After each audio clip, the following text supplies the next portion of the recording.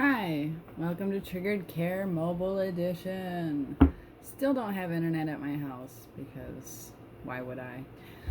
Um, Today I'd like to talk about suicide and my experience with it and what has helped me talk to people and open up to people about it and what has kind of not helped me open up and talk to people about it. Because I think this is really important, especially with everything going on.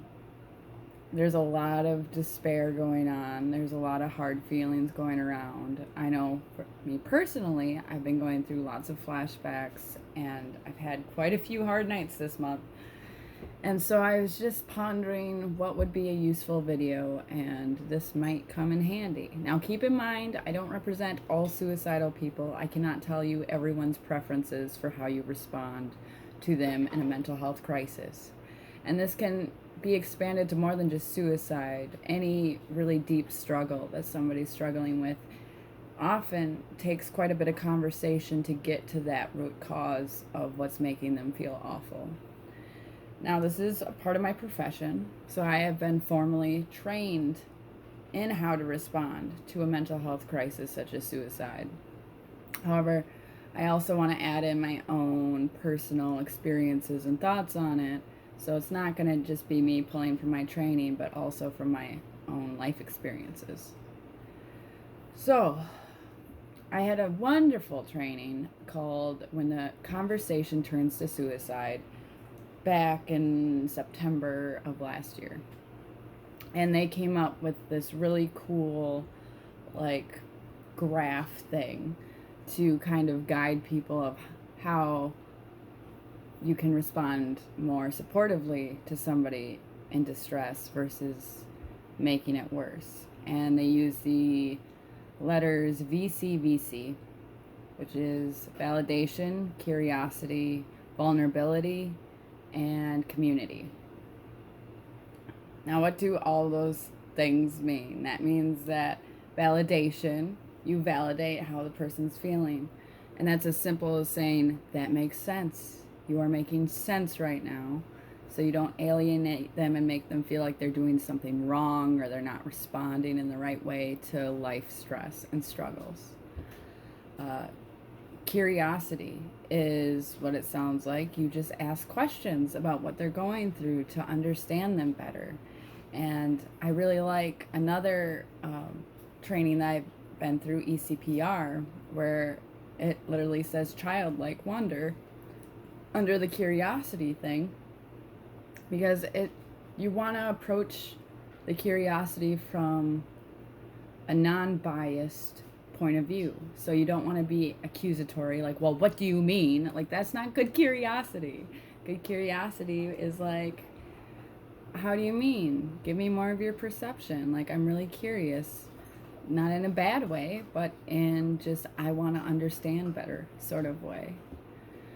And then vulnerability, which I think this is one of the most important factors with talking to somebody in a mental health crisis, is putting your own vulnerability up there to show them that you trust them, that you don't see them as a dangerous person, or you don't see them in a certain light just because they're going through something really hard mentally, but rather that you trust them to hear your vulnerability, and they in return will trust you with their vulnerability.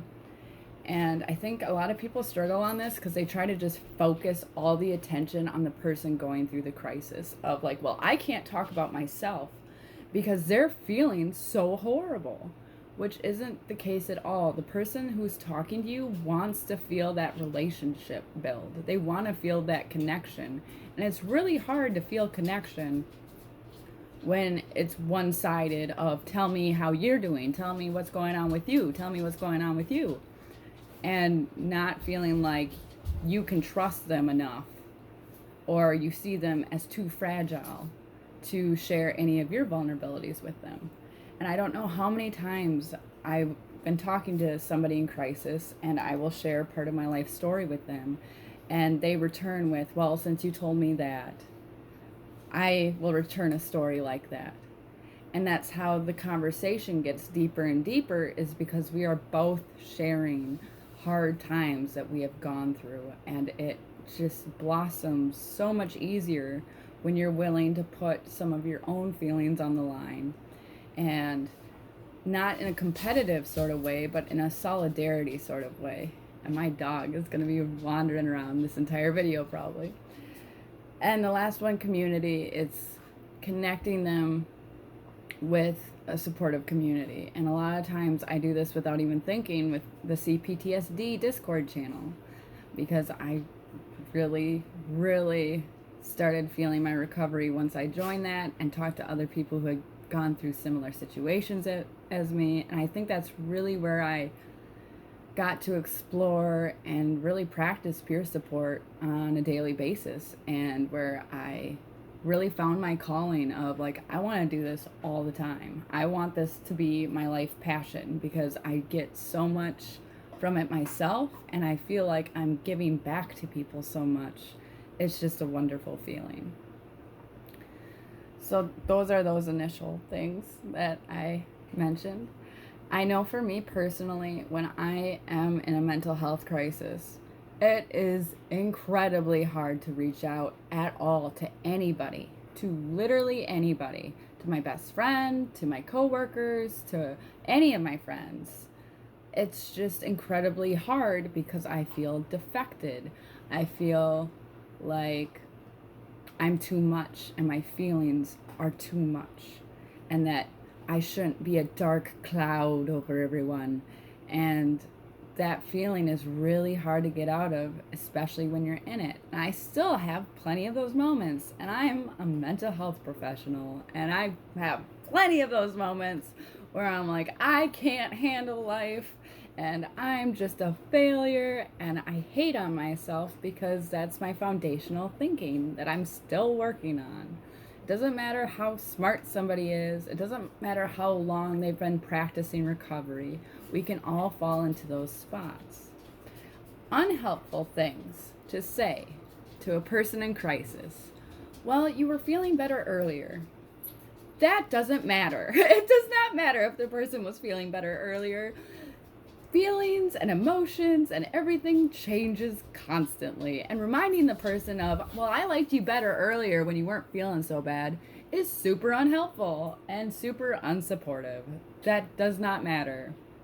Oh, this is just your depression talking. Oh, this is just your PTSD talking.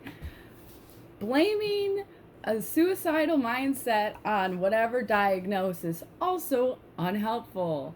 Don't label us like that. That's super uncomfortable and invalidating. No, that's not just a mental illness talking. That is a struggle that our thoughts are going through, that is not helpful to put a label on while we're going through it. It's not like we're just like, oh, well, okay, I guess I don't need to feel like dying now, because that's just a diagnosis. That can be helpful sometimes, but never when you're in the middle of it and somebody's just, oh, well, that's just whatever. Not helpful. You have so much to be grateful for. Also unhelpful. A lot of times, I know for me personally, when I'm suicidal, I know I have a lot to be grateful for, and it makes me feel like even worse that I am going through the mental health crisis in the first place. Like, well, I shouldn't be sad. I have so much to be grateful for. You're right, but I'm so defected. It's not touching me. I can't feel it.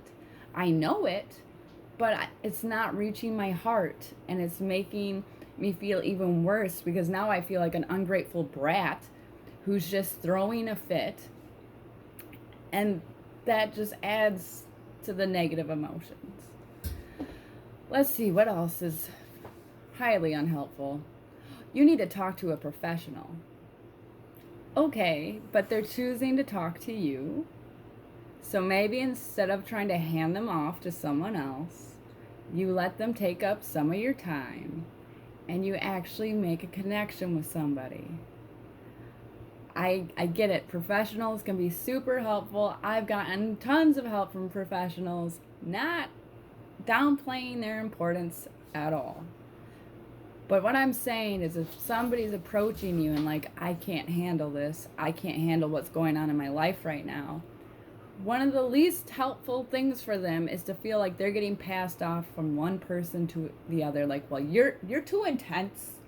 I'm not trained in how to respond to this. So go talk to somebody else who is. That just makes them feel more sick and more alienated of like, wow, I'm so messed up. The people in my life can't handle me. You just need to go on medication. You know, if you're on medication, that's fine. If you're not, that's also fine. That's a personal decision. And that's one that you make with only your professional. Sure, it's good to share experiences and be like, hey, well, I really didn't like medicine, but then I tried it out and it helped me. So maybe, but really it's up to you. To actually just try to force it on people, not helpful. So, obviously, you can tell that I have been thinking about this quite a bit the last several days. I am very warm and hot. I have AC in my house, but it's still very warm.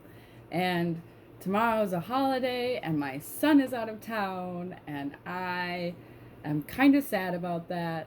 So I figured, why not make a video to try to boost my adrenaline in a positive way a little bit, because I always get a little bit of an adrenaline boost whenever I upload something.